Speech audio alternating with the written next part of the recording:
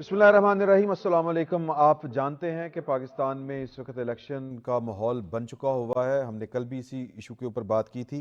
शहबाज शरीफ साहब कराची में हैं और MQM के साथ वो अपने मामला दुरुस्त करने की कोशिश कर रहे हैं और सीट एडजस्टमेंट के हवाले से। और इसके अलावा जो इकोनॉमिस्ट की रिपोर्ट है कि पाकिस्तान के 2024 में मुआशी हालात में बेहतरी आने के इम्कानात हैं, वो रिपोर्ट क्या है, ये इस पर भी हमने गुफ्तगू करनी है। और जो पाकिस्तान की सियासी जमातें हैं उसके कायदीन तजब्जुब का शिकार हैं, वो क्यों शिकार हैं, ये फ़ारूक अक़दस साहब का एक तज्ज़िया है। इस पर हम ज़रा गुफ्तगू करेंगे। हमें लाहौर स्टूडियो में ज्वाइन किया है जनाब रिजवान रज़ी साहब ने, और सहाफ़ी हैं, बार बार तारफ़ करवाना पड़ता है सर, मेरा ख्याल है कि तारफ़ की कोई ज़रूरत नहीं है। और जनाब हमारे साथ है नूरुल्लाह साहब, और कराची से हमें ज्वाइन किया है मज़हर अब्बास साहब ने। मज़हर अब्बास साहब चूँकि कराची में बैठे हैं और पाकिस्तान मुस्लिम लीग नून के सदर जनाब शहबाज शरीफ साहब भी इस वक्त कराची में मौजूद हैं। हम ज़रा जानना चाहेंगे कि मज़हर अब्बास साहब कराची की सियासत को कैसे देखते हैं। शहबाज शरीफ साहब की आमद से कराची की सियासत में क्या फ़र्क पड़ेगा, मुस्लिम लीग नून जो है वो कोई बेहतर पोजीशन या ज़्यादा सीटें लेने की पोजीशन में है, सिंध की सियासत में क्या इम्पेक्ट पड़ेगा। मज़हर साहब ज़रा इस पर ज़रा रोशनी डालें। शुक्रिया इमरान। देखिए, मुस्लिम लीग नून का एक बड़ा मसला ये रहा है, बल्कि मैं यूं कहूँ तो गलत नहीं होगा कि पीपल्स पार्टी मुखालिफ जो जमातें हैं सिंध के अंदर, उनका सबसे बड़ा मसला ये रहा है कि वो सिर्फ इलेक्शन के वक्त एक्टिव नज़र आती हैं। जी और उसके अलावा उनकी सियासत जो है हमें नज़र नहीं आती। मुस्लिम लीग की एक बड़ी सियासी जमात है। सिंध एक बड़ा सूबा है, सिंध पर उसे जितनी तवज्जो देनी चाहिए थी, मैं इंतज़ामी लिहाज से नहीं कह रहा, मैं हुकूमती लिहाज से नहीं कह रहा, मैं सियासी लिहाज से कह रहा हूँ। जी मुस्लिम लीग नून को 93 में भी बड़ी अपॉर्चुनिटी मिली, 2008-2013 में भी बड़ी अपॉर्चुनिटी मिली, लेकिन वो उस दायरे से बाहर नहीं निकले कि जब हुकूमत बनाने का मसला आता है तो वो या तो GDA पे डिपेंडेंट होते हैं या MQM पे डिपेंडेंट होते हैं। मुस्लिम लीग नून ने खुद कोई सियासत नहीं की यहाँ आकर उस तरह की। जी पहले उनके यहाँ बड़े बड़े नाम होते थे, और अपना गौस अली शाह होते थे, लियाकत जतोई होते थे, अपना अरबाब रहीम होते थे, लेकिन ये सब आहिस्ता आहिस्ता निकलते चले गए क्योंकि मुस्लिम लीग नून की जो, और कराची में हम देख लें सलीम ज़िया होते थे, जी खुद जो है सरदार रहीम होते थे, ये सारे लोग तितर बितर हो गए और इनको जोड़ने की कोशिश नहीं की गई। आज मुस्लिम लीग नून सिंध के सदर जो हैं वो बशीर मेमन साहब हैं, हम्म जिनका इंतज़ामी तजुर्बा तो है कि वो FIA के डायरेक्टर रहे हैं, सही लेकिन उस तरीके की जो सियासत है उसमें मेरा ख्याल है उन्हें दुश्वारी पेश आएगी। जितनी भी एंटाई PVP फोर्सेस हैं वो इकट्ठा होने के बाद भी, जो माजी में हमने देखा है हुकूमतें बनती रही हैं एंटाई पीपल्स पार्टी, और बड़ा वोट बैंक है सिंध के अंदर मुस्लिम लीग का, ऐसा नहीं है कि वोट बैंक नहीं है सिंध में, लेकिन उन्होंने कभी भी एक मुनज़्ज़म सियासत नहीं की यहाँ आकर। सही और आज भी इस वक्त जो क्राइसिस है, देखिए GDA कमज़ोर हो गई है, MQM कमज़ोर है इस वक्त, और मुस्लिम लीग नून कमज़ोर है, तो ये कमज़ोर, एक कमज़ोरों का इत्तेहाद है। ये किस हद तक, इसमें जो सबसे इम्पोर्टेंट फैक्टर आएगा आगे चल के वो आएगा JUI का, क्योंकि सही JUI का अगर सिंध के अंदर पीपल्स पार्टी के बाद किसी का वोट बैंक बनता हुआ नज़र आ रहा है तो वो JUI का है, क्योंकि 2018 के इलेक्शन में भी लाड़काना से जो राशिद सुमरो साहब हैं उन्होंने कोई 50,000 के करीब वोट हासिल किए थे। जी और लाड़काना शहर से बिलावल भुट्टो हारे थे, यानी हारने से मुराद ये कि ओवरऑल तो वो जीते थे, लेकिन लाड़काना शहर से उन्हें उन्हें शिकस्त हुई थी। सही तो तो बहुत ज़्यादा अपॉर्चुनिटीज़ भी हैं, एक नया वोटर भी आया है, यूथ का मिजाज बड़ा मुख्तलिफ है सोचने का, उसका मिजाज वो नहीं है जो पीपल्स पार्टी का अपना एक ख़ास माइंडसेट बन गया है। और पीपल्स पार्टी के लिए चैलेंज ज़रूर है, मसला ये कि सामने चैलेंजर नहीं है। सही चैलेंज तो बहुत है, लेकिन सामने अच्छा चैलेंजर होगा तो मुकाबला होगा ना। तो बिल्कुल प्रॉब्लम प्रॉब्लम पूरी एंटाई पीपल्स पार्टी उसकी है। इत्तेहाद तो बनना ही था, ये एडजस्टमेंट जो एक कॉन्स्टिट्यूंसी पे जिसमें शहबाज शरीफ साहब 2018 में तकरीबन जीत गए थे, मेरे ख्याल में तो वो जीत ही गए थे, ये आठ रज़ी दस साहब, हजार वोट थे। रज़ी साहब आपसे कोई मेरा ख्याल है कोई पूछना चाह रहे हैं बात। जी जी, जरूर जरूर जरूर मजहर जरूर। भाई, कहीं ऐसा तो नहीं है कि एक अंडरस्टैंडिंग मौजूद है, ख़ास तौर पे चार्टर ऑफ डेमोक्रेसी के बाद, کہ پیپلز پارٹی جو ہے اس نے کہا ہے کہ جی ہم پنجاب میں نہیں آئیں گے مؤثر طریقے سے، اور پی ایم ایل این جو ہے اس کے جواب میں مؤثر طریقے سے سندھ یا اندرون سندھ نہیں جائے گی. آپ کو نہیں لگتا کوئی ایسی انڈرسٹینڈنگ ایگزسٹ کرتی ہے دونوں پارٹیوں میں؟ نہیں، قطعی طور پہ نہیں. یہ میں آپ کو بتاؤں کہ یہ مسئلہ مسلم لیگ کا جو ہے یہ ایون چارٹر آف ڈیموکریسی سے پہلے کا ہے یہ. جی کیونکہ اتنا زیادہ ان کے انٹرنلی اتنا زیادہ رفٹ ہے مسلم لیگ، اور کبھی بھی اس کو سیٹل کرنے کی کوشش نہیں کی گئی. چھوڑ دیا گیا کہ جی جو چیز چلے ٹھیک ہے، کبھی لیاقت جتوئی، کبھی غوث علی شاہ، کبھی ارباب رحیم. کا سب سے بڑا مسلم لیگ کا مسئلہ یہ ہے کہ وہ جب سندھ آتے ہیں تو فنکشنل مسلم لیگ جو ہے وہ ان کی فنکشنل جماعت بن جاتی ہے، اور مسلم لیگ نون جو ہے وہ سارا ڈیپینڈ کر جاتی ہے اس کے اوپر. اب فنکشنل مسلم لیگ خود کمزور ہو چکی ہے. جو پہلے پیر پگاڑا تھے وہ بہت زیادہ ان کا ایک دباؤ بھی تھا، ان کا ایک دبدبہ بھی تھا. لیکن اب جو مسلم لیگ فنکشنل ہے وہ اتنی مضبوط نہیں رہی ہے. اور اسی طریقے سے جو مختلف فیملیز ان کے ساتھ جڑی ہوئی ہیں جی ڈی اے میں، ان میں سے بہت سے لوگوں کو تو پیپلز پارٹی نے توڑ لیا ہے. میئرز کو توڑ لیا ہے پیپلز پارٹی نے. ابھی کل میں اس وقت ڈاکٹر فہمیدہ مرزا بیچاری کافی اس وقت وہ ایکسیڈنٹ جو ہوا تھا اس کے بعد سے کافی ان کی طبیعت ٹھیک نہیں ہے ان کی. وہ اور ان کے شوہر ڈاکٹر ذوالفقار مرزا دونوں ہی بیچارے آلموسٹ کینسر سروائیورز میں سے ہیں. اس میں ان کا بیٹا صوبائی اسمبلی کا الیکشن لڑا ہے، لیکن وہ بدین پالیٹکس ایک بالکل مختلف ہے بدین کی پالیٹکس. تو اوور آل یہ جو مسلم لیگ نون کا اپنا ڈائلیما ہے اس کو، اور پچھلی مرتبہ تھوڑا سا میں نے ان سے کہا بھی تھا خواجہ سعادت فیض سے کہ میں نے کہا یہاں آ کے سیاست تو کیا کریں، یہ صرف الیکشن کے وقت آ کے آپ مجھے بتائیں نواز شریف صاحب پچھلے اگر میں کہوں 88 سے آن ورڈ وہ جب حکومتوں میں ہوتے ہیں آ جاتے ہیں ایز اے پرائم منسٹر، ورنہ نہیں آتے ہیں. یہ بھی بات ہے کہ کل اتفاقاً اسی طرح ہی بات اس طرف چل نکلی تھی کہ پارٹیاں جو ہیں وہ سکڑتی کیوں جا رہی ہیں. مطلب پنجاب میں نون لیگ ہے اور سندھ میں پیپلز پارٹی ہے، کے پی کے میں جو ہے وہ جتنا اثر پاکستان تحریک انصاف کا ہے تو زیادہ گہرا ہے، وہ ہمیں بھی نظر آ رہا ہے. پارٹیاں نہیں سکڑ رہی میرا خیال ہے، اور میں بالکل نہیں سمجھتا کہ نون لیگ کا کوئی نان سیریس ایٹیچیوڈ ہے سندھ کے حوالے سے. نون لیگ مسلسل وہاں پر انتخابات میں حصہ لیتی رہی ہے. کراچی میں خاص طور سندھ میں مختلف پاکٹس ہیں جہاں پہ ریلیجیس پارٹیز کے ووٹس بھی ہیں. کسی زمانے میں شاہ احمد نورانی صاحب بڑے ایکٹیولی وہاں سے ووٹ لے رہے ہوتے تھے. جماعت اسلامی کے کراچی اور دیگر شہروں میں ووٹ ہیں. جے یو آئی کے ووٹس ہیں وہاں پر، ان کے سپورٹرز وہاں پہ موجود ہیں. نون لیگ نے کراچی سے سیٹیں بھی جیتی ہوئی ہیں، باقاعدہ الیکشن لڑے ہوئے ہیں. پچھلا جو الیکشن تھا اس میں فیصل واڈا صاحب بڑی مشکل سے جیتے تھے. جی میں یہ عرض کر رہا ہوں. یہ بھی ہم نے پوچھنا مدر صاحب سے کہ کراچی کی گراؤنڈ کے اوپر کیا. اچھا، اور دوسری چیز یہ کہ اس کے علاوہ ایک ضمنی الیکشن تھا جس میں محترمہ مریم نواز صاحبہ نے بڑا احتجاج کیا تھا. انہیں لگ رہا تھا کہ شاید دھاندلی ہو گئی ہے. نون لیگ کا جب کینڈیڈیٹ ہار گیا تھا تو نون لیگ اس کو نان سیریس نہیں لیتی. نون لیگ میرے خیال میں ٹیکنیکلی چلتی ہے، بڑا نا سیریس ان کا طریقہ کار ہے. اس کو پتہ ہوتا ہے کہ پنجاب کی سائی وال سے لے کے پنڈی تک اتنی سیٹیں ہمارے پاس آ گئی تو حکومت بن جانی ختم ہوئی گا. اچھا، کس حلقے میں کس ضلع میں. ڈیموکریسی کے لیے یہ سسٹم کے لیے بات ٹھیک نہیں ہے. یہ زہر قاتل ہے. لیکن وہ باقی چھوڑ تو نہیں رہے. وہ جہاں موقع ملتا ہے وہ بلوچستان میں بھی حکومت بناتے ہیں، وہاں الیکشن لڑتے ہیں. وہ کے پی میں الیکشن لڑتے ہیں، وہاں پر سیٹس لیتے ہیں. میرا بالکل نہیں خیال. وہ ایک کمفرٹ زون ہے اور وہ ایک ٹیکنیک ہے کہ انہیں جہاں اپنی اسٹرینتھ نظر آتی ہے اس کو وہ کیش کراتے ہیں، اور جہاں پر نہیں ہے وہاں کوشش کر رہے ہیں. اور یہ تمام پارٹیز کر رہی ہیں. کیا پیپلز پارٹی پنجاب میں آ کے الیکشن لڑنے کی کوشش نہیں کر رہی؟ ہاں، لیکن اتنی مؤثر نہیں ہے. مؤثر آپ کیسے. شہباز شریف صاحب یا نواز شریف صاحب جو ہیں وہ جس طرح مظہر صاحب نے کہا وہ کراچی نہیں جاتے، یہ ہر دفعہ اپنے ووٹروں کو کہتے ہیں، حالانکہ ہمیں تو ویسے کوئی مسئلہ نہیں ہونا چاہیے.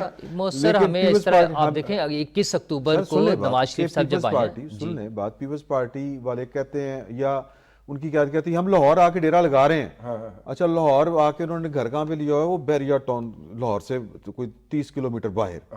اور کتنا رہتے ہیں اس کے باوجود وہاں پہ ورکر کتنا جا سکتا ہے. بینظیر بھٹو کے پاس گھر نہیں تھا، یہاں پہ گلبرگ میں آ کے رہتی تھی گلزار ہاؤس، آپ کو یاد ہے؟ بالکل. یا پھر شیخ رحیل اصغر صاحب کے گھر، یا اس طرح وہ شہر میں رہتی تھی، لوگوں کے ساتھ رابطہ تھا. اس کا بھٹو صاحب تو فلیٹیز میں رہتے تھے. تو اس کا نقصان جو ہے وہ بیسیکلی سیاست کو ہے. اگر پارٹیاں جو وفاق کو ہے، اگر کوئی پارٹی وفاقی سطح کے اوپر ایکٹیو نہیں ہوتی تو پھر اس کا تو نقصان ہی ہے نا. اس کا یہ نقصان ہے، سیاست کو نقصان ہے، سیاسی قوتوں کو اچھا نقصان میں ہے. آپ کو عمران میں آپ کو بتاؤں، یہ جی جو ہمارے بھائی کہہ رہے ہیں، نور اللہ صاحب. دیکھیے 93 میں مسلم لیگ نون نے یہاں سے کچھ سیٹیں جیتی تھیں. اس کی بڑی وجہ یہ تھی کہ ایم کیو ایم نے بائیکاٹ کیا تھا قومی اسمبلی کی سیٹوں کا، ہاں جی اور کیپٹن حلیم صدیقی وغیرہ یہ جیتے تھے. تنظیمی طور پہ آپ یہاں کا جائزہ لے لیں، آپ پوچھ لیں، آپ سردار رحیم سے پوچھ لیں، آپ سلیم ضیاء آپ کو کہیں نظر آ رہے ہیں بالکل سین پر؟ نہیں، بالکل وہ نہیں. یہ انٹرنلی اتنے زیادہ، اس لیے، اور ان انٹرنل ڈفرینسز کو کبھی دور کرنے کی کوشش ہی نہیں کی گئی مسلم لیگ نے. تنظیمی سیاسی طور پہ آپ مجھے بتائیں نا کہ رورل سندھ میں کتنا جا کے کام کیا ہے مسلم لیگ نے. بالکل نہیں. وہ فنکشنل لیگ کو فرنچائز کر دیتے ہیں. نہیں میرا خیال ہے آپ کے وہ سوچ پیچھے وہی ہے کہ جب ہمیں نواب شاہ میں بڑا ووٹ ہے مسلم لیگ کا، سکھر میں بڑا ووٹ ہے مسلم لیگ کا، کیپٹلائز کرنے والے نہیں ہیں اس ووٹ کو، تو وہ الٹیمیٹلی پھر وہ اپنے فیصلے خود کر لیتے ہیں لوگ. اچھا یہ بتائیے کہ کراچی میں یا اب جو شہباز اچھا شریف اس میں صاحب جو ہیں، ایک میں بھی پوچھ لوں پوچھ اگر آپ لیں، اجازت دیں. بسم اللہ. دیکھیے مظہر بھائی، یہ پہلا موقع ہے کہ پیپلز پارٹی کی جو مرکزی قیادت ہے، بھٹوز جو ہیں، وہ کراچی کے اندر الیکشن نہیں لڑ رہے. مطلب کہ بلاول لاہور سے تو لڑ رہے ہیں لیکن کراچی میں کسی سیٹ پہ نہیں ہے، زرداری صاحب بھی نہیں ہیں. ٹھیک ہے، تو یہ مطلب کہ یہ شاید پہلا میرا خیال ہے الیکشن ہوگا جس میں بھٹوز میں سے کوئی بھی کراچی میں الیکشن نہیں لڑنے جا رہا. اس کی کیا وجہ ہو سکتی ہے؟ حالانکہ نہیں، کئی ایک پاکٹس وجہ ہیں. تو رضی صاحب، ایک وجہ ہے کہ ہمیشہ سے تو نہیں لڑے ہیں، لیکن بڑا دلچسپ یہ سینیریو ہے کہ لیاری میں پیپلز پارٹی کمزور ہوئی ہے، اور کچھ جو ماضی کی ڈیلیمیٹیشنز ہیں اس کی وجہ سے بھی یہ ہوا ہے، اور کچھ جو سرپرائزنگلی جو لیاری کی کانسٹیٹنسی ہے اس میں تحریک لبیک کا ووٹ بڑا ہے، اور اس کے اندر جو ہے لیاری کے اندر سیکٹیرین آؤٹ فٹ جو ہیں وہ مضبوط ہوئی ہیں، کیونکہ اس کی اور اس کا ایک جو 2018 میں بلاول نہیں جیتے، اس کی ایک بہت بڑی وجہ کہ 2010 میں یہ جو ذوالفقار مرزا صاحب نے عزیر بلوچ کے تھرو جو ہے وہ ایک پیپلز پارٹی کو آگے بڑھایا تھا، امن اس کمیٹی. کا سب سے بڑا نقصان، اور ایم کیو ایم کے ساتھ ان کا کلیش بنا تھا، اس کا سب سے بڑا نقصان جو ہے، سب سے زیادہ نقصان لیاری میں پیپلز پارٹی کو ہوا، کیونکہ پیپلز پارٹی کا جو سنجیدہ حلقہ تھا اس نے اس بات کو بالکل بھی پسند نہیں کیا تھا، اور اس کی وجہ یہ ہوئی کہ یا تو وہ گھر بیٹھ گئے یا وہ لیاری چھوڑ گئے، کیونکہ یا تو آپ عزیر کے ساتھ ہوں یا آپ کی جان کو خطرہ ہوتا تھا.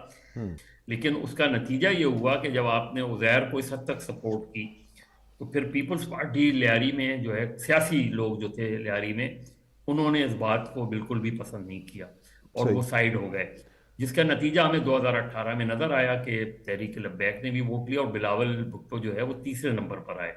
بالکل اس صحیح. وقت جو نبیل گبول، غالباً اگر نبیل گبول کو ٹکٹ ملتا ہے تو نبیل گبول وہ ہیں جنہوں نے کئی مرتبہ لیاری سے جیت چکے ہیں، اور جب یہ عزیر کو پر ہاتھ رکھا جا رہا تھا تو اس وقت نبیل نے زرداری صاحب سے کہا تھا کہ آپ یہ غلط کر رہے ہیں، کیونکہ نبیل کو یہ سمجھا جاتا تھا کہ وہ دوسرے گروپ سے تعلق رکھتا ہے صحیح. لیاری کے، تو اس وجہ سے یہ نقصان لیاری کا ہوا ہے. لیکن اوور آل پیپلز پارٹی نے اس وقت پیپلز پارٹی کی 5 قومی اسمبلی کی سیٹیں ہیں، جبکہ روایتی طور پہ ان کے پاس 2 یا 3 قومی اسمبلی ہوتی ہیں سیٹیں. بالکل صحیح. اچھا مظہر صاحب، ہمیں سائرہ افضل تارڑ صاحبہ نے جوائن کیا ہے.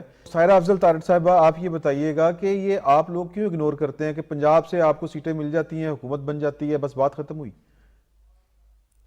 بہت شکریہ جی عمران صاحب. بات یہ ہے کہ اگر آپ تھوڑا سا پیچھے جائیں تو سندھ میں مسلم لیگ نون کی نمائندگی تھی، یا کم از کم کوئی نہ کوئی اتحادی وہاں پہ ہوتے تھے، اور یہ کمزوری بالکل رہی ہے.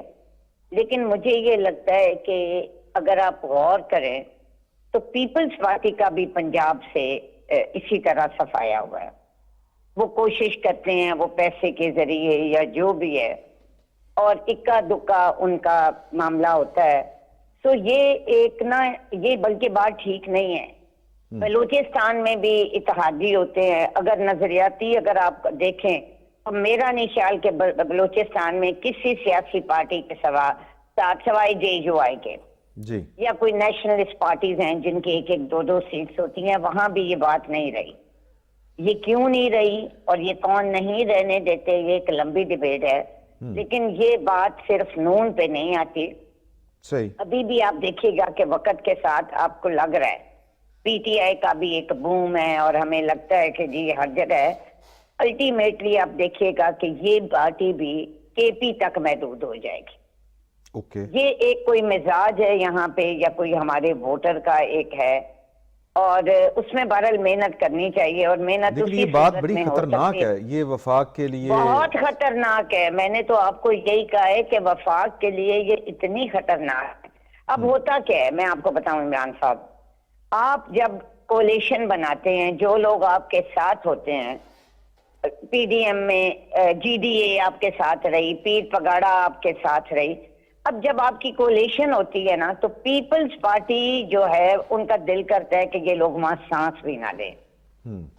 अब वो आपके इत्तेहादी होते हैं, उनको ये लगता है कि हम यहाँ खड़े रहते हैं इनके लिए, लेकिन ये लोग कल को स्टैंड। और फिर दूसरी तरफ बाकी पार्टीज के साथ भी यही होता है।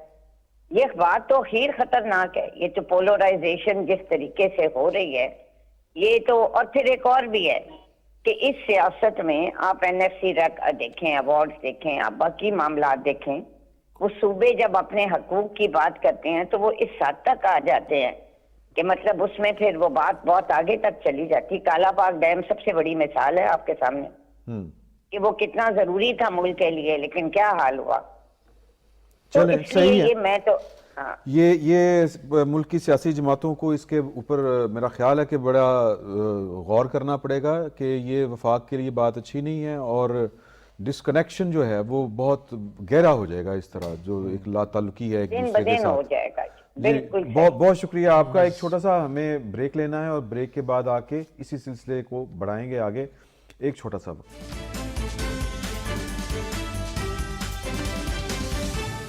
ब्रेक से पहले हम गुफ्तगू कर रहे थे कि पाकिस्तान की सियासी जमातें सूबों को इग्नोर कर रही हैं। उन्होंने अपने अपने हब बनाए हुए हैं। किसी ने पंजाब है, किसी का होम ग्राउंड, किसी की विकेट जो है वो सिंध है और किसी की KPK है। तो बहरहाल ये एक पाकिस्तान के लिए अच्छी बात नहीं है। इस पर हम गुफ्तगू कर रहे थे। मेरा और ख्याल है इमरान साहब, क्या मजहर साहब से एक छोटा सा हम रिव्यू ले सकते हैं कि कराची सबसे बड़ा शहर है सीटों की तादाद के हवाले से, कि वहाँ पर उन्हें क्या नज़र आ रहा है कि क्या रिजल्ट होगा? अगर थोड़ा सा एक ब्रीफ वो ये बता दें पार्टी पोजीशन के हवाले से उन्हें क्या लगता है। जी मदर साहब, ये नूरुल्लाह साहब ने आपसे एक क्वेश्चन रास्ते में उचक लिया है मुझसे। आप इसका जवाब दे दें जरा। नहीं, मैं नजूमी तो नहीं हूँ, लेकिन ये कि अभी जो सारा अफजल ताड़र साहिबा कह रही थी, देखिए पीपल्स पार्टी की पंजाब में सीटें थीं और अब नहीं हैं। नून लीग की सिंध में सीटें नहीं थीं सही और दोनों में बड़ा फर्क है। पीपल्स पार्टी की 2008 में पीपल्स पार्टी की अच्छी खासी नशिस्तें थीं पंजाब के अंदर भी। सही ये तो 2013 के बाद सूरत हाल तब्दील हुई है और उसमें ज़ाहिर है एक PTI फैक्टर है।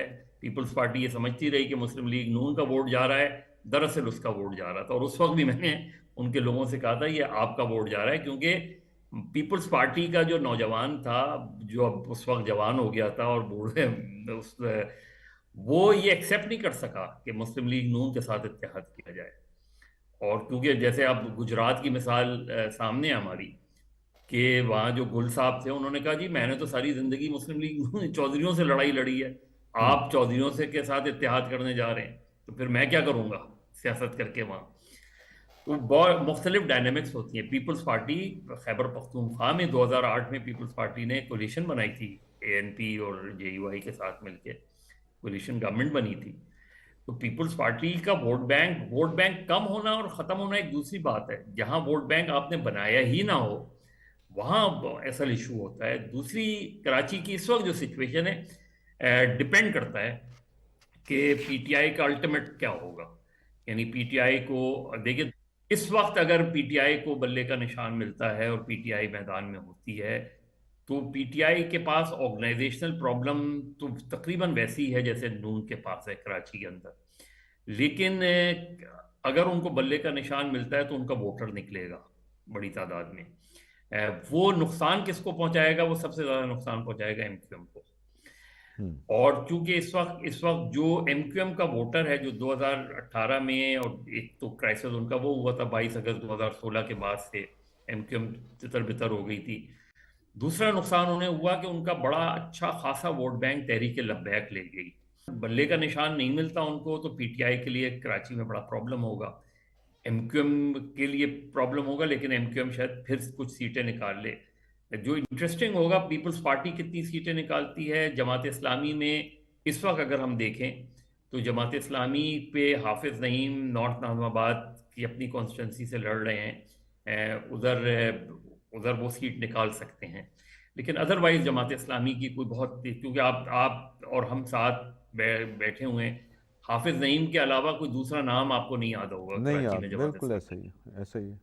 तो जब तक अगर आपके नाम ही रजिस्टर्ड नहीं है और तो लोगों के उसमें, वोटर्स के उसमें, तो ये बहुत इंपॉर्टेंट फैक्टर होता है उसमें। तो मेरा ख्याल है इस वक्त जो कराची में मुकाबला होगा वो एमक्यूएम, पीटीआई, पीपल्स पार्टी और लब्बैक वाले कितना वोट लेते हैं, जमात इस्लामी और लब्बैक का वोट भी डिवाइड होगा। तो ये मुझे तो इन तीन के दरमियान मेन मुकाबला लगता है। और जमात इस्लामी को वोट बल्दियाती इलेक्शन में उनकी परफॉर्मेंस ज़रूर अच्छी थी, लेकिन देखना ये कि कौमी और प्रोविंशियल असेंबली में वो किस हद तक फाइट आउट करते हैं। हाफिज नईम की अलबत्ता मुझे पोजीशन बेहतर लग रही है। बिल्कुल सही है। तो अब आपकी तसल्ली होगी सर, नूरुल्लाह साहब आगे बढ़े हम। हम गुफ्तगू करना चाह रहे थे, जो नूरुल्लाह साहब ने दरमियान में रोक लिया जिसको, कि दी इकोनॉमिस्ट ने पाकिस्तान के मुतल्लिक, पाकिस्तान की इकॉनमी के मुतल्लिक थोड़ी सी कोई अच्छी खबर शाया की है कि ये 2024 में पाकिस्तान की इकॉनमी जो है वो इस सूरत हाल से आगे बेहतरी की तरफ निकल जाएगी। तो उस पर आपका क्या मौक़िफ़ है? देखिए, मेरा क्या मौक़िफ़ होना है, इकोनॉमिस्ट जो है वो दुनिया का कदीम तरीन इकोनॉमी का एक पर्चा हुआ करता था। इस रिपोर्ट को सुना है कि पाकिस्तान में कुछ लोग इसके लत्ते ले रहे हैं। नहीं, कुछ लत्ते ले रहे हैं, कुछ इसके सदकेवारी भी जा रहे हैं। हाँ, जाहिर है। उसके अंदर उन्होंने एक लाइन लिखी है, अच्छा, वो वाली सियासत के मुतल्लिक। उन्होंने कहा है कि इस बात के वाज़े इम्कानात मौजूद हैं कि पीटीआई जो है वो इक़्तिदार में ना आ सके और नवाज शरीफ साहब जीत जाएं। ठीक है। तो अब ज़ाहिर है कि जो बारों बैग तो ज़्यादा नज़र आ रहे हैं। हाँ, आशिकीन जो हैं, और लेकिन ये इकोनॉमिस्ट इंटेलिजेंस यूनिट की रिपोर्ट है, वो इस तरह की रिपोर्ट्स रेगुलरली मुख्तलिफ ममालिक के बारे में शाया करते रहते हैं। ये पाकिस्तान का उन्होंने बेसिकली कंट्री प्रोफाइल लिखा है इकोनॉमी के हवाले से। सही। और वो इकोनॉमिस्ट जो है वो दुनिया की बड़ी मल्टीनेशनल्स के सीईओज और उनकी टेबल पे पाया जाता है। तो अब तो खैर वो ऑनलाइन हो गया हुआ है, जब वो फिजिकली भी होता था। तो उन्होंने एक फ्यूचर की प्लानिंग के बारे में लोगों को आगाही देनी होती है। देखिए, जब आपकी इकोनॉमी रिवाइव होती है, यहाँ पे मुख्तलिफ शोबों के अंदर तोसी होगी, तो दुनिया के लिए भी तो मुनाफे के और इन्वेस्टमेंट की अपॉर्चुनिटीज पैदा होंगी, तो वो उसको टारगेट कर रहे हैं। पहली बात। पहले उनका ये उनका जो बेस है वो इस बात के ऊपर मुनसर है कि 8 फरवरी को इंतखाबात हो जाएंगे और नई हुकूमत आ जाएगी। ठीक है। और मार्च और अप्रैल तक हम IMF के साथ अगले 3 साला एग्रीमेंट में चले जाएंगे। तो वो उनका ख्याल ये है कि मई से मईशत में बेहतरी के इम्कानात, मई 2024 से, जो मुझे सबसे ज़्यादा पॉजिटिव बात लगी है, वो आपको बाकायदा नज़र आना शुरू हो जाएंगे। क्योंकि बहुत सारे ऐसे प्रोजेक्ट्स जो हैं जो कि रुके हुए हैं, नहीं चल पा रहे, उनको जिसे कहना चाहिए कि एक जंप स्टार्ट दिया जाएगा, उनमें पैसा इंजेक्ट किया जाएगा। उनका ध्यान जो है वो SIFC, हाँ, इस जैसे फोरम्स की तरफ, इस तरह मतलब इन फोरम्स की जो परफॉर्मेंस है उसके आउटकम की तरफ आप कह सकते हैं। ठीक है। और जब वो देखिए, रियासत जो है अगर 1 रुपया मईशत के अंदर खर्च करे तो उसका 80 रुपए का इम्पैक्ट होता है मईशत के ऊपर। ठीक है। तो रियासत जब इतनी हैवी स्पेंडिंग करेगी, भले वो भाषा डैम के को एक्सेलरेट करने की बात हो या भले कोई इस तरह की और दूसरे प्रोजेक्ट्स हों, जब रियासत खर्च करेगी तो मईशत के अंदर पैसा घूमेगा, तो अल्टीमेटली आपका GDP भी ग्रो करेगा, बढ़ेगा, جس کے نتیجے کے اندر روزگار کے مواقع بڑھیں گے، بھلے وہ دور دراز علاقوں میں بڑھیں یا اربن سینٹرز میں بڑھیں، اور وہ پیسہ جب معیشت میں گھومتا ہے تو اس کے نتیجے میں کچھ بہتری آتی ہے۔ تو میں سمجھتا ہوں کہ یہ جو رپورٹ ہے یہ بہت پازیٹیو رپورٹ ہے اس حوالے سے۔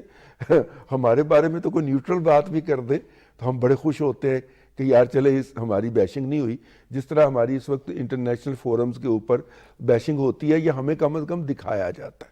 لیکن اس کے ساتھ ہی ورلڈ بینک کے پاکستان کے اندر جو دفتر ہے اس نے ایک رپورٹ شائع کی ہے، اور اس میں انہوں نے یہ ایک سٹیٹمنٹ، سویپنگ سٹیٹمنٹ میں سے کہوں گا دی ہے کہ پاکستان کا موجودہ فائنانشل سسٹم جو ہے وہ غربت کے خاتمے میں ناکام ہو گیا۔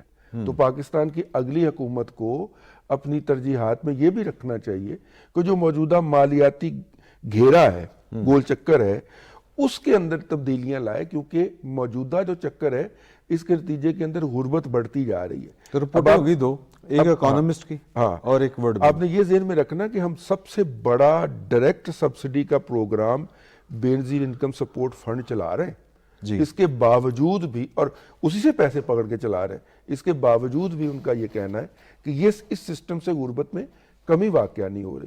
تو یہ دو ایسی ترجیحات ہیں جو کہ عالمی اداروں نے پوائنٹ آؤٹ کی ہیں، اور ہماری مستقبل کی گورنمنٹ کو یہ دیکھنا پڑے گی۔ نور اللہ صاحب، یہ ورلڈ بینک کی رپورٹ زیادہ ٹھیک لگ رہی ہے یا دی اکانومسٹ کی؟ دونوں رپورٹس ٹھیک ہیں۔ ورلڈ بینک کی رپورٹ دیکھیں، ہمارے مہنگائی کی شرح بڑھتی جا رہی ہے، لوگوں کی انکم جو کم ہے، اور کوئی پولیٹیکل پارٹی ابھی تک جو ہے وہ کوئی پروگرام اکانومی کس طرح بوسٹ کرنی ہے، ابھی تک کوئی جامع پلان، منصوبہ، منشور، کوئی چیز سامنے نہیں ہے۔ اچھا، اس میں بتا رہا ہوں نا کہ ایک تو ہماری مہنگائی کی شرح بہت زیادہ بڑھ گئی ہے، لوگوں کی انکم کم ہو رہی ہے، روپی ڈی ویلیو ہوا ہے، اگرچہ تھوڑا سا سٹیبل ہونا شروع ہوا ہے پچھلے کچھ عرصے میں، جس کی وجہ سے لگتا ہے کہ شاید بہتری ہو جائے، لیکن جو پیٹرول کی قیمتیں تھوڑی سی کم ہوئی ہیں، لیکن اس کا امپیکٹ جو ہے وہ لوگوں تک نہیں پہنچا ابھی تک۔ جو پیٹرول کی قیمتیں بڑھنے سے چیزوں کی قیمتیں بڑھ گئی تھی، ٹرانسپورٹ کے کرائے بڑھ گئے تھے، وہ پیٹرول کی قیمتیں واپس آنے سے وہ امپیکٹ ابھی تک نہیں آیا، وہ گورننس کا ایشو ہے۔ اچھا، جو اکانومسٹ کی رپورٹ ہے، ہماری اکانومی بہتر ہونے کی امید ظاہر ہے، جب ہم اس بری پوزیشن پہ پہنچ گئے تو آگے جانے کی امید ہے۔ اگر ہمیں لگ رہا ہے کہ اسٹیبلٹی آ جائے گی، اگر ایک نئی حکومت بن جائے گی، اور اکانومی کے حوالے سے SIFC کا جیسے آپ نے بھی ذکر کیا، اس پہ کافی سارے پروجیکٹس پہ کام ہو رہا ہے، ہمارے بڑے اداروں کی نجکاری کے حوالے سے کام ہو رہا ہے، تو وہ جو ڈیفیسٹ ایک آ رہا ہوتا ہے مسلسل، ہاں، لیکن اس پہ کام ورکنگ چل رہی ہے۔ اس پہ دیکھیں، وہ اوور نائٹ نہیں ہو جائے گا، اس میں لمبا ٹائم لگنا ہے، لیکن وہ کام ہو رہا ہے اس پہ، اور وہ ساری چیزیں چل رہی ہیں۔ ML1 ایک بڑا منصوبہ شروع ہونے لگا ہے، فرسٹ کوارٹر میں ہمارے شروع ہو جائے گا، پرابلی فیبری تک شروع ہو جائے گا۔ بڑا ایک ہیوج پروجیکٹ ہے جس میں کافی ساری انویسٹمنٹ ہوگی۔ 8 فروری سے پہلے یہ بات؟ جی، 8 فروری سے پہلے یہ بات بس تقریباً اس کے آس پاس سمجھ لیں آپ، فیبری میں ہی وہ اس کا تقریباً شروع ہو جائے گا کام۔ تو وہ اچھا، اس کا ان چیزوں کا اب آپ اس کو پازیٹیو کہیں، نیگیٹو کہیں، میں اس کے میرٹس پہ جائے بغیر، اب ہمارے جو اکانومی کا سٹرکچر ہے اور ہمارے جو بڑے منصوبے ہیں، ان کا براہ راست شاید وہ ڈیپینڈنٹ نہیں ہوں گے اس الیکشن پر۔ ہمارا جو انفراسٹرکچر بن گیا ہے SIFC کا اور دیگر کچھ اداروں کا، اس پہ میرا خیال ہے جو بھی حکومت آئے گی، قانون سازی ہوئی تھی جی، جو بھی حکومت آئے گی، اب جو بھی حکومت آئے گی، جو بھی پولیٹیکل پارٹیز ہوں گی، میرا خیال ہے وہ اس سب چیزوں کو ساتھ لے کے چلیں گی، اس بات پہ ان کا ایگریمنٹ ہے، اس بارے میں کوئی ڈاؤٹ نہیں ہے۔ تو اس وجہ سے مجھے لگ رہا ہے کہ یہ رپورٹ ٹھیک ہے کہ پاکستان کی سب کو ساتھ اکانومی، لے کے چلنے کی سے کیا مراد ہے؟ سب کو، یہ جو اکانومی کے منصوبے ہیں اس میں میرا خیال ہے ان کا اب زیادہ ڈفرینسز نہیں ہوں گے، وہ اس میں صرف پولیٹیکل پارٹیز نہیں ہیں، تمام سٹیک ہولڈرز اکٹھے بیٹھے ہوں گے، تو اب وہ چلتے رہیں گے، اس میں ہمیں میرا خیال اب ڈاؤٹس نہیں ہوں گے۔ یعنی جو خدشات ہمیں سی پیک کے اوپر تھے مختلف اب وہ نہیں ہوں گے، سٹیک ہولڈرز کو، اب وہ نہیں، اب وہ کسی ایک پولیٹیکل پارٹی کی وجہ سے نہیں ہوں گے۔ اچھا چلیں، اگر مثلا PTI کی حکومت آ گئی ہے ایک اور سینیریو بن رہا ہے نا، ایک اور سینیریو بن رہا ہے۔ مظہر صاحب، اکانومسٹ کہہ رہا ہے کہ جی کہ ایک کی حکومت نہیں آ رہی، PTI کی نہیں آ رہی اور نواز شریف صاحب کی آ رہی ہے، تو کیا ساتھ میں کوئی سیاسی استحکام بھی آئے گا؟ سیاسی استحکام انتخابات کے بعد، کیونکہ جو عدم استحکام ہوتا ہے وہ سنا ہے کہ وہ کھا جاتا ہے آپ کی اکانومی کو اور آپ کی جو پورا سسٹم ہے اس کو، آپ کیا کہتے ہیں؟ ظاہر ہے ہمیں جو ہے سبز باغ دکھائے جاتے ہیں لوگوں کو، ہم یہ ریلیف دیں گے، یہ ریلیف دیں گے، بھائی پیسہ ہی نہیں ہے تو ریلیف کیسے دیں گے آپ؟ ارننگ کی طرف کوئی نہیں آتا۔ پھر جو کولیشن گورنمنٹ کا سب سے نقصان یہ ہوتا ہے کہ آپ آپ کی کیبنٹ کا سائز بڑا ہو جاتا ہے، آپ کے کولیشن پارٹنرز کی ڈیمانڈز بڑی ہو جاتی ہیں. یہاں اگر کمزور حکومت ہوئی تو وہاں آپ ذرا آپ نے ادھر ادھر کیا تو وہ چلے گئے، آپ بالکل دوسری طریقے سے چلے جاتے ہیں، آپ وہ باہر نکل جاتے ہیں، دھمکی دینے شروع کر دیتے ہیں. یہ ساری چیزیں ہوتی ہیں. تو پولیٹیکل اسٹیبلٹی کے لیے میرے نقطۂ نظر سے یہ بہت ضروری ہے کہ کسی ایک جماعت کے پاس سنگل لارجسٹ میجورٹی ہو حکومت بنانے کی. وہ اقدام ایسے کرے کہ جس سے آپ ایک نیشنل کنسنسس بنائیں. اس کے بعد آپ اقدامات کریں، کیونکہ اگر کوئی پارٹی اپنا جو بھی جیسا تیسا منشور لے کر آتی ہے، اس منشور پہ وہ عمل نہیں کر سکتی اگر آپ ایک کولیشن پارٹنر ہوتے ہیں اس میں. تو ایک اسٹیبل گورنمنٹ اس صورت میں صرف بنتی ہے. دوسرا ہمارا جو دیکھیں مہنگائی کا جو ہمارا ایک بہت بڑا فیکٹر ہے وہ یہ کہ ایک تو جو ہمارے ادارے ہیں، ہماری جو جتنی بھی گورنمنٹس بنی ہیں ان کی گورننس ہمیشہ خراب رہی ہے. اگر گورننس آپ کی اچھی ہوتی تو آپ کی کم سے کم 40%، 30-40% مہنگائی کم ہوتی. اچھی گورننس. اس کی وجہ یہ ہے کہ آپ کے ہیلتھ سیکٹر اٹھا لیں، آپ ایجوکیشن سیکٹر اٹھا لیں، آپ روزمرہ کی آپ اٹھا لیں، آپ کے فوڈ انسپیکٹر اٹھا لیں، آپ کے ڈرگ انسپیکٹر اٹھا لیں، آدھے سے زیادہ قیمتیں تو ان کی وجہ سے بڑھتی ہیں. جی ہاں، کیونکہ وہ ریگولیٹ ہی نہیں کرتا. ریگولیٹ ہی نہیں ہوتی، آپ کے یہاں ریگولیشن ہی نہیں ہوتی. آپ کے یہاں کراچی میں پیرالل اکانومی چلتی ہے. صحیح. کراچی میں جتنا ٹیکس وصول ہونا چاہیے اس کا تو 40% بھی وصول نہیں ہوتا. صحیح. تو یہ جو سچویشنز ہے اس چیز کو اتنے ڈیپ روٹڈ جا کے نہ ہم نے دیکھا ہے. آپ کے یہاں ایک جو لمبے پروجیکٹس ہوتے ہیں کراچی میں آپ کو پورے اعتماد سے کہہ رہا ہوں کہ آپ چاہے وہ K4 ہو لے، کراچی ماس ٹرانزٹ اٹھا لیں، گرین وہ اٹھا لیں، کوئی پروجیکٹ جب تک اس کا دگنا تگنا قیمت نہ ہو جائے. آپ K4 اٹھا لیں کہ پروجیکٹ جب شروع ہوا تھا تو اس کی مالیت کتنی تھی، اور اب جب پروجیکٹ ابھی بھی جو ہے وہ کہیں شروع نہیں ہوا. سرکولر ریلوے اٹھا لیں. تو جب آپ پروجیکٹس ٹائم پہ، اور کوئی اکاؤنٹیبلٹی نہیں ہے کراچی میں آپ کو دعوے سے کہتا ہوں کراچی میں جو ایک سڑک جو ہے ایک سال میں 3 مرتبہ ٹوٹتی ہے اور 3 مرتبہ بنتی ہے. یہ میں بہت ہی نیچے کے لیول پہ بات کر رہا ہوں، لیکن یہ جب ملٹیپلائی ہوتی ہیں تو یہ میں پورے دعوے سے کہتا ہوں پاکستان اسٹیل اور پی آئی اے، اگر پی آئی اے اور پاکستان اسٹیل سے صرف آپ کرپشن ختم کر دیں تو یہ جو ہے ترقی کرنے لگے، یہی ادارے ترقی کرنے لگے. بالکل. یہی چیزیں آپ آج بھی آپ اٹھا کے لے لیں کہ جتنی چوری ہوتی ہے ان اداروں میں، اگر آپ وہ چوری ختم کر دیں تو یہ ادارے جو ہے وہ کیوں نہیں پروگریس کریں گے. ہم نے تو اپنے ہیوی انڈسٹری اٹھا کے ہم بڑے آرام سے کہہ دیتے ہیں کہ اس کو پرائیویٹائز کر دو اور نکال دیتے ہیں اپنے ہاتھ سے. اس میں جو آپ کی اکانومی، آپ ریلوے اٹھا لیں، آپ نے کارگو اٹھا کے ریلوے سے چھین لیا تو ریلوے کیسے پروفٹ میں جائے گی. بالکل صحیح ہے، یہ باتیں بالکل ٹھیک کر رہے ہیں مظہر صاحب، اور بالکل ایسے ہی ہے. اور اکانومسٹ جو ہے اس کی رپورٹ بہرحال دل کو اچھی لگ رہی ہے، اللہ تعالیٰ مہربانی کر. ہاں جی، اچھی باتیں آ رہی ہیں، لیکن یہ جو ریالٹی چیک ہے وہ مظہر صاحب نے دیا ہے اور ہم سب اس سے اچھی طرح واقف ہیں. ایک بریک لے لیتے ہیں. جی ٹھیک. بریک کے بعد آ کے ہم بات کریں گے انتخابات کی، کیونکہ جو بات آئی ہے کور کمانڈرز کانفرنس میں، انہوں نے کہا کہ جی پوری سیکیورٹی دیں گے اور جو مطلوبہ ریکوائرمنٹ یا مطلوبہ جو بھی ان کے ہوں گے تعاون درکار ہے وہ الیکشن کمیشن کو وہ دیں گے. تو اس کے بعد میرا خیال ہے کہ جو دل کو تسلی ہو جانی چاہیے. ایک وقفہ لیتے ہیں اور وقفے کے بعد اسی پر آ کے گفتگو کریں گے.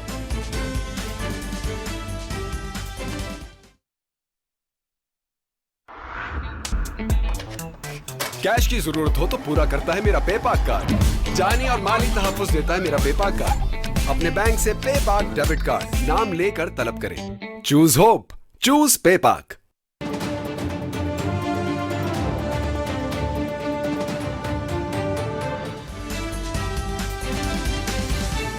بریک سے پہلے گفتگو ہم کر رہے تھے کہ پاکستان کی اکانومی کے بارے میں اچھی باتیں ہو رہی ہیں اور رپورٹیں آ رہی ہیں. دی اکانومسٹ نے بڑی اچھی رپورٹنگ جاری کی ہے، امید اچھی رکھنی چاہیے. ریالٹی چیک بھی جو تھا وہ مظہر صاحب نے دیا.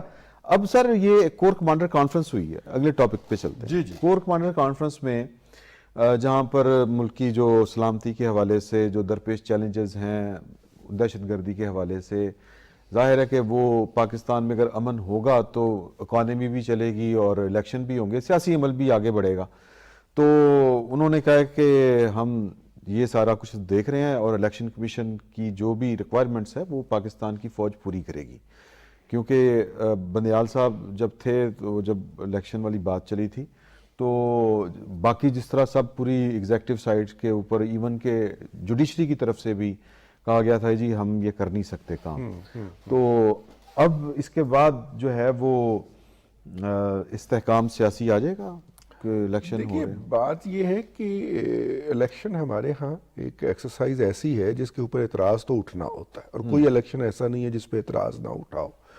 اس کی طرف جانے سے پہلے نا میں ایک مثبت بات جو ہے اس کو مینشن کرنا جی چاہ جی رہا ہوں. پلیز, اور وہ ہے مثبت چیزوں کی ہمارے نہیں بڑی کم باتیں ملتی ہیں جس کے اوپر آپ کو اچھا لگتا ہے. ہاں. ہمارے پرائم منسٹر ہیں انوار الحق کاکڑ صاحب, انہوں نے کل ایک سٹیٹمنٹ جاری کیا ہے کہ فلسطین کے اندر جو ظلم و ستم ہو رہا ہے ہم ان کے ساتھ یکجہتی کے اظہار کے لیے یہ جو نیو ایئر پارٹیاں ہیں جو ہوتی ہیں نارملی سیلیبریشن کی, نہ صرف کہ اس کا حصہ نہیں ہوں گے بلکہ ان کو ڈسکریج کریں گے, یا کم از کم کیئر ٹیکر سیٹ اپ جو ہے اس کا حصہ نہیں ہوگا. ٹھیک ہے. میرا خیال ہے کاکڑ صاحب کی یہ بات بہت زبردست اور مناسب ہے, اس کو اپریشیٹ ہونا چاہیے. ہاں بالکل, ٹھیک ہے نا. ایک تو میں نے کہا میں یہ پوائنٹ آؤٹ کر دوں, اور یہ وہیں سے ہی لیا میں نے, کیونکہ جو کور کمانڈر کانفرنس کا وہ ہے کیا اس کو کہتے ہیں, اعلامیہ جو ہے اس کے اندر بھی فلسطینیوں کے ساتھ پوری یکجہتی کا اظہار کیا گیا, اور کشمیر کے لیے جو ہمارا ایک روایتی ہے نقطہ نظر اس کا اعادہ کیا گیا. اب آ جائیے اس کی طرف. الیکشن ہوتے ہیں تو الیکشن کے اوپر اعتراض تو آتا ہی تھا, لیکن گزشتہ 2 الیکشنوں سے الیکشن کروانے والوں کے اوپر بھی اعتراض آیا. یہاں پہ ہمارے ہاں ایک پارٹی نے آروز الیکشن کہا, پھر دوسری پارٹیز نے اس کو اٹھا کے تو الٹی سیدھی باتیں بھی کر دیں کہ جناب فلاں جج صاحب نے جی او آر کے اندر فلاں جگہ پہ میٹنگ کی, اور جب انہیں عدالت میں طلب کیا گیا کہ بھائی جان یہ آپ نے باتیں کس بنیاد پہ کی ہیں, انہوں نے بڑے آرام سے معافی مانگ لی کہ جناب وہ مجھے کسی نے بتایا تھا تو میں نے کہہ دیا تھا. یعنی آپ نے 35 پینچروں بھی بات چلی تھی, وہی نا, آپ نے آروز الیکشن کہا اور کہا کہ جناب فلاں جج نے آروز کو اکٹھا کیا اور جناب یہ دھاندلی کروائی. جب آپ سے پوچھا گیا ثبوت دے تو آپ نے عدالت کے سامنے معافی طلب کر لی اور کہا ثبوت تو میرے پاس کوئی نہیں. پھر آر ٹی ایس آئے. پھر اچھا, پھر یہ تو ہو گیا اعتراض عدلیہ کے اوپر. عدلیہ نے اگر آپ کو یاد ہو تو ایک پالیسی ڈکلیئر کی تھی, جوڈیشل پالیسی. جی. اس کے اندر انہوں نے کہا کہ جی ہم نے اب الیکشن نہیں کرنا, الیکشن کے لیے آروز نہیں دیا کر. ہاں. اس کے بعد پھر جب 2018 کے الیکشن کے اندر جو ہے وہ فوج کے اوپر اعتراض آ گیا ہماری اس کے اوپر کہ جناب وہ وہاں پہ متعین تھے تو یہ کیسے نتائج تبدیل ہو گئے. تو انہوں نے بھی کہا کہ جناب اب ہم نے پولنگ سٹیشنوں کے اندر نہیں کھلونا, سیکیورٹی کے لیے آن کال, اور یہی میرا خیال ہے اسلامیت کی مراد ہے کہ سیکیورٹی کے لیے ہوں گے, اور جب بھی ان کو بلایا جائے گا وہ معاونت کے لیے حاضر بھی ہوں گے, اور اس کے لیے پوری ورک فورس فراہم کی جائے گی. لیکن اس طرح سے نہیں کہ اگر الیکشن میں کوئی ہینکی پھینکی ہوتی ہے تو آپ سیاسی پارٹیاں یا سیاسی امیدوار ایک دوسرے پہ تو الزام لگائیں ہی لگائیں, لیکن وہ ان کو بھی ساتھ میں گھسیٹ کے لے آئیں اور اس کے اندر ملوث کر دیں.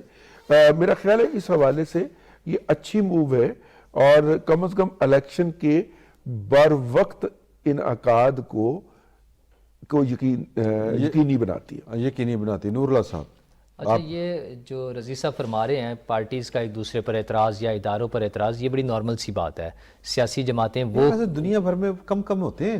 ہم دنیا سے اپنا کمپیریزن ابھی نہیں کر سکتے نا. ہمارا جو سیاسی نظام ہے, ہمارا جو الیکشن کا نظام ہے, ہماری بہت ساری چیزیں جو ہیں ہم ابھی اس طرح میچور نہیں ہوئے ہیں, ہم اس طرح میچور نہیں ہوئے نا, ہم اس کو تسلیم نہیں کرتے. تو پولیٹیکل پارٹیز کے لیے پھر یہ سب سے آسان طریقہ ہوتا ہے کہ اپنی شکست کو مختلف اداروں پہ کر دیا جائے. الیکشن کے بعد جو سیاسی استحکام کی بات ہو رہی تھی, جو مظہر صاحب کو کہنا تھا کہ شاید اس طرح سے نہ ہو سکے, میرے خیال میں اتنا ہی استحکام موجود ہوگا جتنا آج ہے. پچھلے کچھ عرصے میں یہ جو 16 ماہ کی حکومت رہی اور اس کے بعد سے جو ہم اگر اپنا معاشی صورتحال دیکھیں جو تھوڑی سی بہتر ہوئی ہے اس نگران دور حکومت میں, مجھے لگتا ہے کہ وہ آئندہ بھی جیسی بھی حکومت بنے گی, چاہے وہ اتحادی حکومت ہو, وہ ایک پولیٹیکل پارٹی کی حکومت ہو, ہمیں ایک مناسب حد تک سیاسی اور معاشی استحکام حاصل رہے گا. اب جو نیا سینیریو بننے جا رہا ہے, سیاسی بھی رہے گا, سیاسی بھی ہوگا اور معاشی بھی ہوگا. اگر سیاسی ہوا تو معاشی تو پھر تھوڑا بہت آ ہی دیکھیں, جاتا ہے. ایک پارٹی جو ٹوٹلی آؤٹ ہے اور وہ اس کا بڑا وجہ ان کی 9 مئی کے واقعات ہیں, اس کے علاوہ جتنی بھی پارٹی ہوں گی وہ جیتیں یا ہاریں, 2 سیٹیں ہوں یا 50 سیٹیں ہوں یا 150 سیٹیں ہوں, وہ سب نے مل کے آرام سے بیٹھنا ہے اور کوئی جھگڑے نہیں ہوں گے ان کے آپس میں, جس طرح ہم ماضی میں دیکھتے رہے, اور وہ بڑے اچھے مظہر طریقے سے صاحب, یہ نور اللہ صاحب کچھ زیادہ ہی خوش فہم نہیں آپ؟ نہیں, مجھے خوشی ہوتی ہے, آپٹیمزم ہونا چاہیے کہ چیزیں بہتر ہو جائیں گی, اور لیکن یہ کہ ہمیں ریئلسٹک بھی ہونا چاہیے. جی ہاں, اس کی بڑی بیسک سی وجہ ہے کہ آپ کا ایک ڈسکنیکٹ ہو جائے گا آپ کے, چاہے وہ 9 مئی کا واقعہ ہو یا 9 مئی کے واقعے میں جو لوگ ملوث تھے, ان کو تو کبھی کسی نے نہیں کہا کہ ان کو سزا نہیں ہونی چاہیے. ہم تو انتظار ہی کر رہے ہیں کہ ان کے کیسز ہی نہیں چل کے دے رہے. چیز یہ ہے کہ آپ کسی پولیٹیکل پارٹی کو, چاہے وہ مسلم لیگ نون ہو, چاہے پیپلز پارٹی ہو یا پی ٹی آئی ہو, اس کو ایک سسٹم سے اس طرح باہر کر کے آپ پولیٹیکل اسٹیبلٹی نہیں لا سکتے. صحیح. وہ ایک آپ کوئی یہ نہیں ہے کہ کوئی ایجیٹیشن ہو جائے گا, کوئی گراؤنڈ پہ ایجیٹیشن ہوگا, کوئی دھرنے ہوں گے, لیکن ایک ڈسکنیکٹ, ایک بڑے ووٹر کا ڈسکنیکٹ ہو جائے گا سسٹم سے. اور آپ کو پتا ہے کہ سوشل میڈیا اور ڈیجیٹل میڈیا پہ جس طرح کی چیزیں چلتی ہیں, جی, جو امپورٹنٹ ہوگا الیکشن میں وہ میڈیا کا رول ہوگا.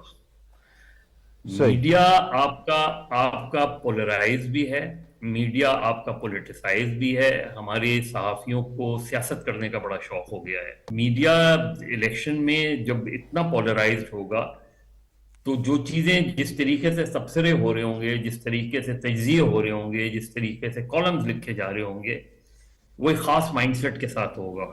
اور اگر ایک خاص مائنڈ سیٹ کے ساتھ ہوگا تو میڈیا کو تھریٹس بڑھ جائیں گے, کیونکہ ظاہر ہے پھر آپ کا جو مخالف ہوگا وہ اس کو اسی طریقے سے لے گا, وہ آپ کو بریکٹ کرے گا پھر اس کے ساتھ.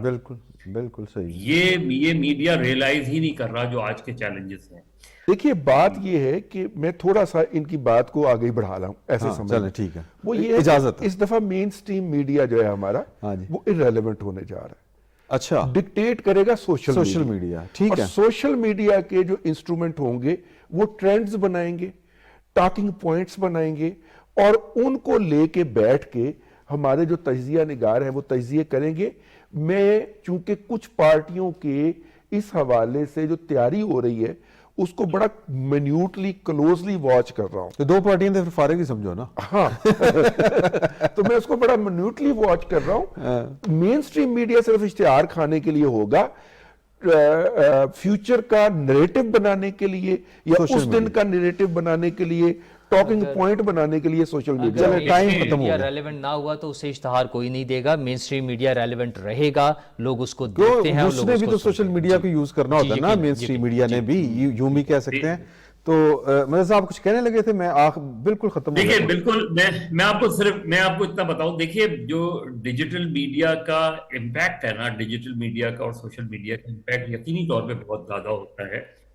لیکن جو پرابلم آتی ہے نا, جو ہم کسی غلط فہمی میں بھی مبتلا ہو جاتے ہیں. میرا مسئلہ یہ ہوتا ہے کہ میرے پروگرام کو یا میرے کامنٹس کو کتنے لوگوں نے ویو کیا.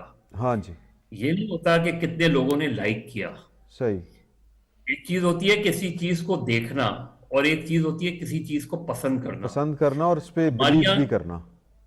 ہمارے یہاں مسئلہ یہ ہوتا ہے کہ ہمارے یہاں ڈیجیٹل میڈیا میں اتنی پوسٹ آتی ہیں, اور اب بہت زیادہ آئیں گی, اور بہت زیادہ یہ چیزیں ہوں گی, اور یہ بھی ٹرینڈز بھی سیٹ ہوں گے, سب کچھ ہوں گے. لیکن یہ یاد رکھیں کہ یہ ایکسپیرینس ہمیں پرویز مشرف کا بھی ہوا تھا, کہ پرویز مشرف صاحب سمجھے تھے کہ میرے لاکھوں فالوورز ہیں, لاکھوں فالوور آگے تھے, پھر میدان میں کچھ نہیں تھا. بہت شکریہ آپ کا کچھ اور ہوتا ہے. جی, لیکن کنفیوژن پھیلائے گا سوشل میڈیا, کنفیوژن پھیلائے. بالکل ٹھیک ہے جی. اور میرا خیال ہے کہ یہ ویسے ٹاپک اتنا وسیع ہے کہ اس کے اوپر پورا پروگرام ہو سکتا ہے, الگ سے ہونا چاہیے. کریں گے, ضرور کریں گے, اور مظہر صاحب کو بلائیں گے اس پہ, اور میرا خیال ہے سبھی ہوں گے انشاءاللہ. تو وقت ختم ہو گیا ہے. گفتگو آخری پیرایا جو تھا گفتگو کا وہ بڑا شاندار تھا. کہ اگلی جو انتخابات ہیں اس میں میڈیا کون سا جو ہے وہ زیادہ اثر انداز ہوگا. کل جو ہے وہ نئی خبروں اور نئے دوستوں کے ساتھ آپ کی خدمت میں حاضر ہوں گے. فی الوقت اتنا ہی. بہت بہت شکریہ.